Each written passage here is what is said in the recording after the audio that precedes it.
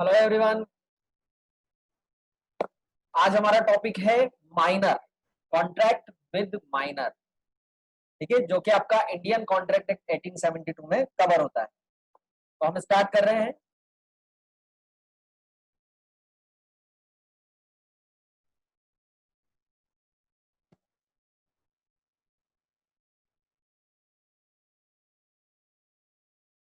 Minor होता क्या है? तो बेसिकली ये हम सब जानते हैं कि बिलो 18 ईयर अगर कोई है तो उसे हम क्या बोलेंगे? माइनर। ठीक है। इसके अलावा अगर कोर्ट ऑफ वार्ड्स ने गार्जियन अपॉइंट किया है तो उस सिचुएशन में मेजोरिटी की एज होती है आपकी 21 ईयर, यानी कि बिलो 21 ईयर हम क्या बोलेंगे? उसे माइनर। तो आज दिन तक हम ये जानते थे कि भाई 18 साल से कम उम्र का जो है उसे माइनर बोला गया है। और अब इस एक्ट में आने के बाद कोर्ट ऑफ वार्ड्स ने जिसके लिए गार्जियन अपॉइंट किया है उस सिचुएशन में मेजोरिटी की एज कितनी हो जाती है? 21 ईयर, यानी कि in that case below 21 year हम उस पर्सन को क्या बोलेंगे? माइनर। ठीक है। अब हम बात कर रहे हैं कॉन्ट्रैक्ट विद माइनर। तो माइनर के साथ एग्रीमेंट का इफेक्ट क्या आएगा? माइनर के साथ अगर कोई एग्रीमेंट कर लिया तो उसका इम्पैक्ट क्या होगा? तो सबसे पहला इफेक्ट तो क्या आता है आपका कि minors agreement is void ab initio. क्या होते हैं ये? Void ab initio. Void ab initio आपका लैटिन वर्ड है जिसको हम क्या बोलते हैं? Initially void. शुरू से ही क्या होता है? ये वॉइड होता है। डे वन से क्या होता है? वॉइड होता है। लॉ ने क्लियरली बोल दिया कि अगर माइनर के साथ कोई एग्रीमेंट किया है तो वो एग्रीमेंट आपका क्लियरली वॉइड है। इसके लिए हमारे पास एक केस लॉ भी है। केस लॉ क्या है? मोहरी बीबी वर्सेस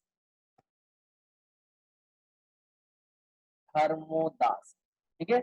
मोहरी बीबी वर्सेस धर्मोदास के केस में ये डिसाइड हुआ कि माइनर के साथ किया हुआ एग्रीमेंट क्या होगा?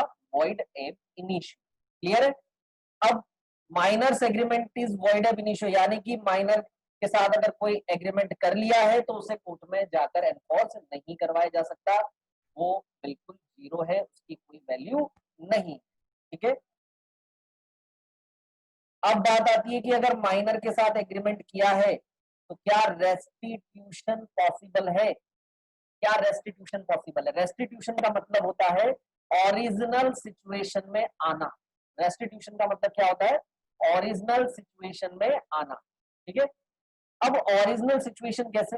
फॉर एग्जांपल, एक्स ने एग्रीमेंट किया वाई के साथ कार सेल करने के लिए फॉर ₹20 लाख। ठीक है। अब मान लो एक्स क्या है? माइनर।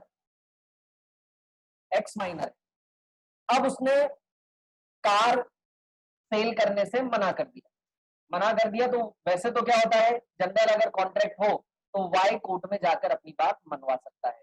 लेकिन minors agreement is void ab initio. Minors agreement is void ab initio.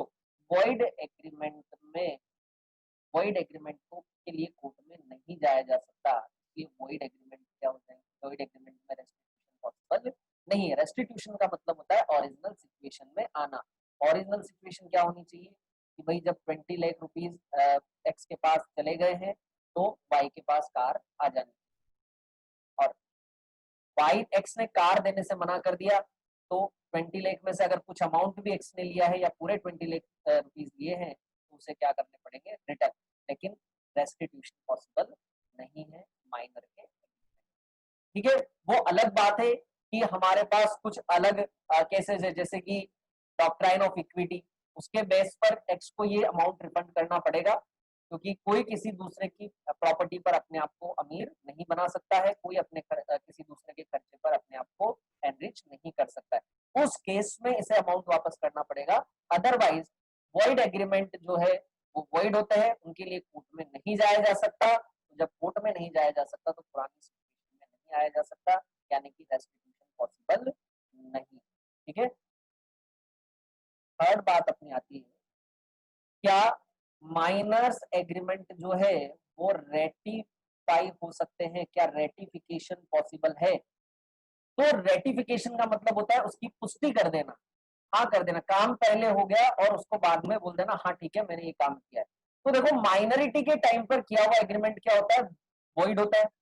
अब मेजर होने के बाद वो माइनर बोलना चाहेगी ठीक है मैंने जो एग्रीमेंट किया था उसे मैं पूरा करने के लिए रेडी हूँ, तो उस केस में रेटिफिकेशन नहीं हो सकता। क्यों? क्योंकि रेटिफिकेशन के लिए स्पेसिफिकली बोला है, रेटिफिकेशन होता है वॉइड कॉन्ट्रैक्ट का, वैलिड बातों का रेटिफिकेशन होता है, वॉइड बातों का कोई रेटिफिकेशन नहीं होता। तो माइनर्स एग्रीमेंट क्योंकि वॉइड होते हैं, रेटिफिकेशन पॉसिबल नहीं।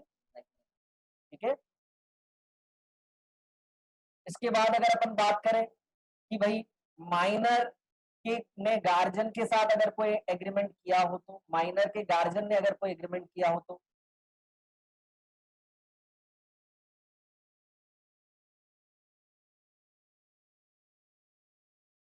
माइनर के गार्जियन ने अगर कोई एग्रीमेंट किया हो तो क्या होगा, गार्जियन की जो लिमिट्स है वो डिसाइड करते हैं आपके कोर्ट, कोर्ट ऑफ कोर्ट्स।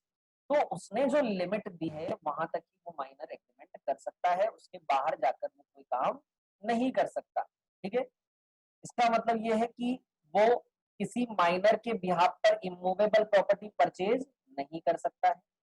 हाँ ठीक है, जरूरत पड़ने पर सेल कर सकता है, लेकिन उसके लिए उसे कोर्ट की परमिशन लेनी पड़ेगी, कोर्ट की परमिशन से सेल कर सकता है। ठीक है, अब इन चार में से जो सेकंड पॉइंट हमने देखा रेस्टिट्यूशन, रेस्टिट्यूशन के बारे में एक स्पेसिफिक बात है कि रेस्टिट्यूशन वैसे तो नहीं हो सकता है, लेकिन अगर माइनर के बेनिफिट के लिए हो तो रेस्टिट्यूशन पॉसिबल है।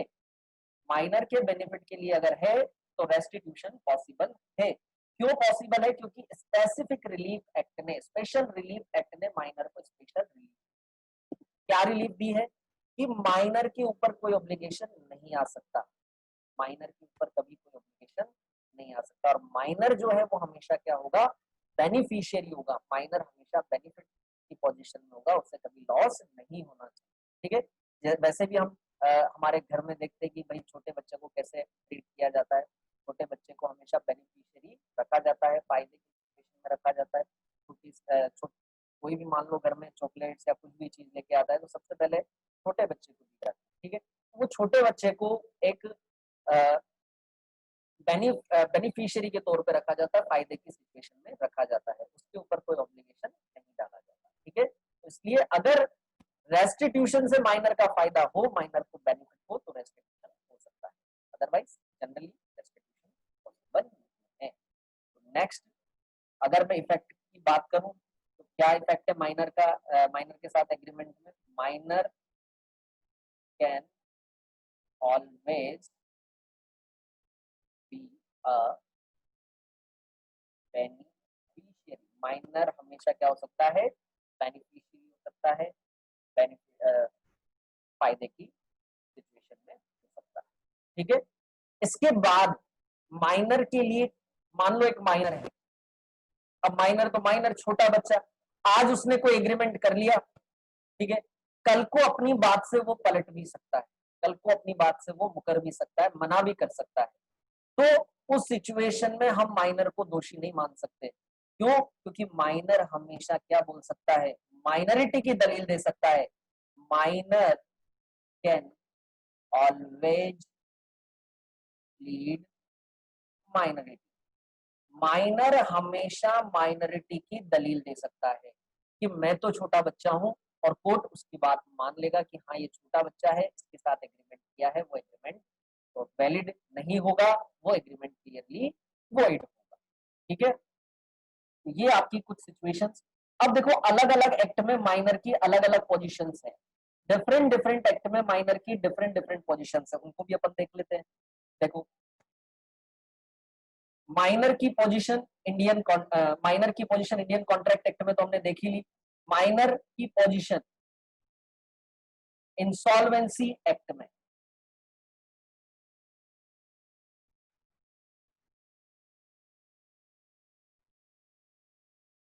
इंसॉल्वेंसी का मतलब क्या होता है, दिवालिया होना, दिवालिया यानी कि किसी की एसेट्स उसकी लाइबिलिटीज से कम रह गई हो।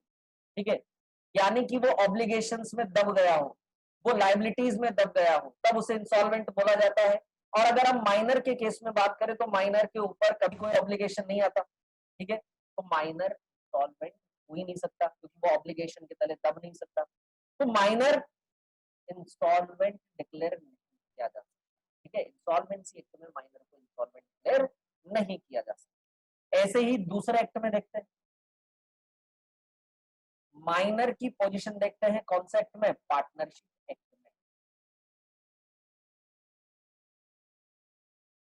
पार्टनरशिप एक्ट में माइनर की क्या पोजीशन है, माइनर पार्टनर बन सकता है या नहीं बन सकता। देखो पार्टनर होने का मतलब है ओनर होना, और ओनर के ऊपर ऑब्लिगेशंस भी होते हैं और लायबिलिटीज भी आती है, तो माइनर पार्टनर नहीं बन सकता है, ठीक है। हाँ, लेकिन माइनर बेनिफिट के लिए फर्म में एडमिट किया जा सकता है, एडमिट, और वो भी किसके लिए, सिर्फ प्रॉफिट के लिए, फायदे के लिए, लॉस में उसका कोई शेयर नहीं, ठीक है। तो minor can not be A partner, minor can admitted for profit only, ठीक है। अब बात करते हैं माइनर की पोजीशन कंपनीज एक्ट में, क्या पोजीशन है भाई,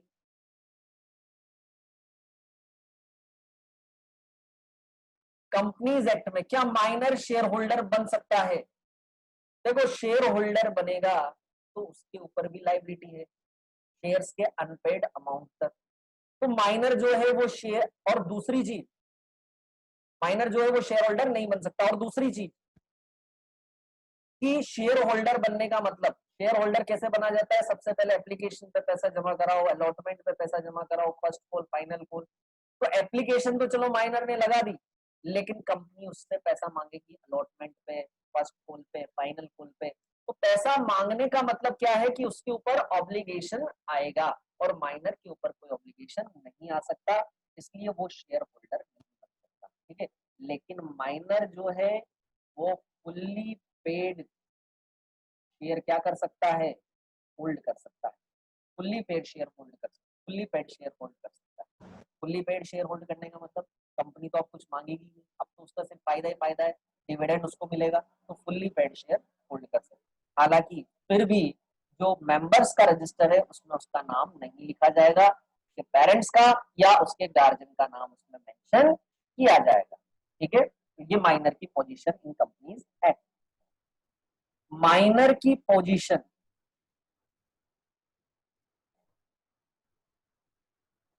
कौन सा एक्ट में, नेगोशिएबल इंस्ट्रूमेंट एक्ट।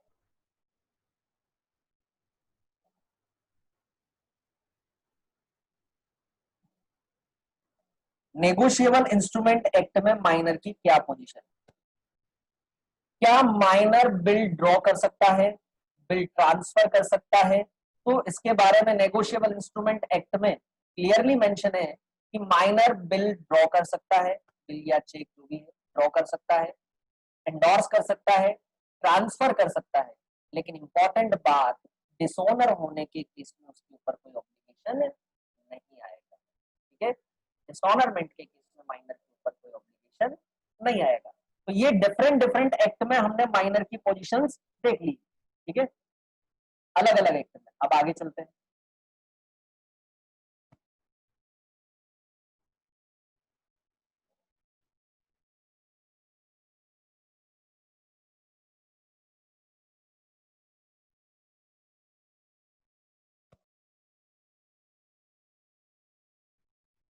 आगे चलते हैं, माइनर एज श्योरिटी, क्या माइनर गारंटर हो सकता है, श्योरिटी हो सकता है। तो देखो श्योरिटी का कंसेप्ट जो है वो किस तरीके से चलता है,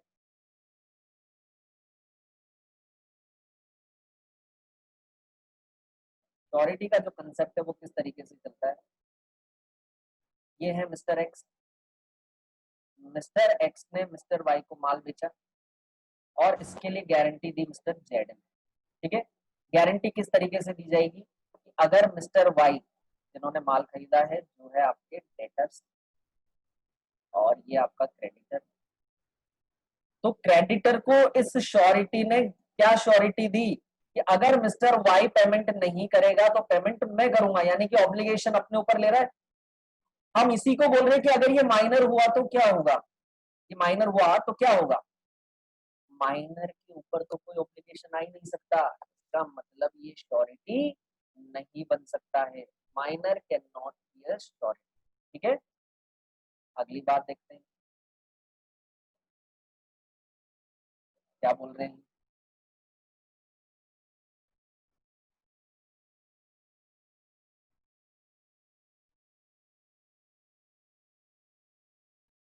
माइनर एजेंट बन सकता है क्या, देखो एजेंट अगर कोई काम करता है, एजेंसी के जो कॉन्ट्रैक्ट होते हैं उनमें क्लियरली मेंशन किया है कि एजेंट कोई भी काम करता है तो उसके लिए प्रिंसिपल रिस्पॉन्सिबल होता है।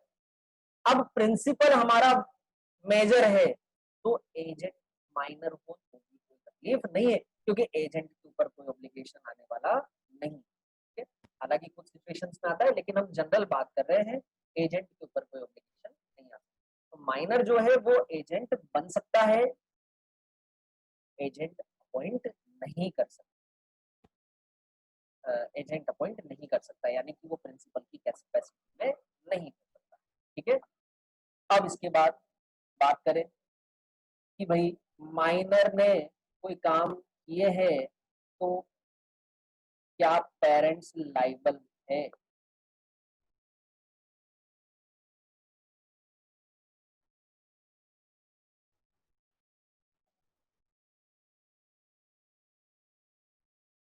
क्या पेरेंट्स लाइबल है? तो हमारे यहाँ इंडियन कॉन्ट्रैक्ट एक्ट में सिंपल सी लाइन बोली है, जिसने कॉन्ट्रैक्ट किया है वही लाइबल होता है, राइट इन पर्सोनम चलते हैं। तो माइनर ने कॉन्ट्रैक्ट किया है तो माइनर ही लाइबल है, पेरेंट्स के ऊपर कोई लाइबिलिटी नहीं आएगी। ठीक है, इसके अलावा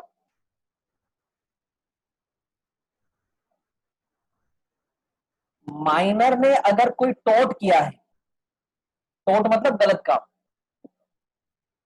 गलत काम जैसे लो को तोड़ा है, ट्रैफिक रूल्स का वायलेशन किया है, इस तरह के जो भी काम है उनकी बात अपन कर रहे हैं। तो टोट के लिए क्या किया जाए, क्या माफ कर दिया जाए, फिर तो वो गलत काम करता ही रहेगा, गलत काम को बढ़ावा मिलता रहेगा। तो लॉ ने बोला कि माइनर जो है वो टोट होता है, लाइबल होता है। हाँ ठीक है, उसकी सजा को, उसके पनिशमेंट को कम किया जा सकता है। इसके अलावा माइनर ने किसी भी तरह का एग्रीमेंट किया हो, चाहे मैरिज एग्रीमेंट हो, चाहे एम्प्लॉयमेंट एग्रीमेंट हो, किसी भी तरह का एग्रीमेंट हो, ये सारे के सारे एग्रीमेंट आपके क्या होते हैं, वॉइड होते हैं। ठीक है, हाँ अब एक इंपॉर्टेंट पॉइंट आता है, अभी तक जो पॉइंट्स अपन ने देखे उन सब पॉइंट्स में खास बात क्या थी, माइनर के ऊपर कोई ऑब्लिगेशन नहीं आ रहा है। लेकिन अब एक इंपॉर्टेंट बात आ रही है, minor liable for necessaries, minor necessaries के लिए क्या होगा, लाइबल होगा।